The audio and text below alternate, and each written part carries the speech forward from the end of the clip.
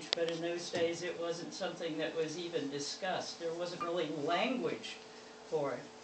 I went to architecture school and discovered that I was very, very interested in historic preservation, working on old buildings and working with my hands.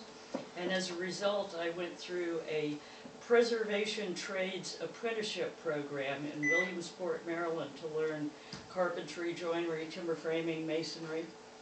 And moving from Boulder, Colorado to Williamsport, Maryland was a huge culture shift. I was the first woman that they'd ever had in the program, and I was working with a bunch of pretty hardcore rednecks who were not shy about making homophobic, racist comments, jokes at the drop of a hat. And at this point in time, I still hadn't resolved my feelings about my orientation, and I was pretty afraid about what the implications of coming out in this environment, working with tradespeople, would be. But when Betsy and I started seeing each other, and she would show up at the shop, and needless to say, the guys were asking me questions about who's this woman.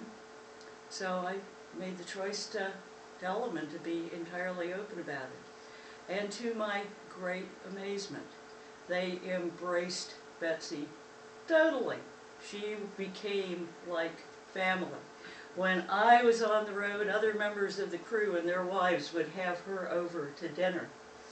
And through this process, with many of these people that 20 years later I'm still close friends with, had the confidence to continue to be open and to make this an opportunity to be open and create an example for people in other groups that I work with. I'm the president of the Timber Framers Guild, founding member, past president of the Preservation Trades Network, and I still have young men and women come up to me at conferences and workshops and say, wow, this is amazing what you were able to do.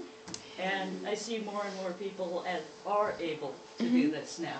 Thank you so much for sharing.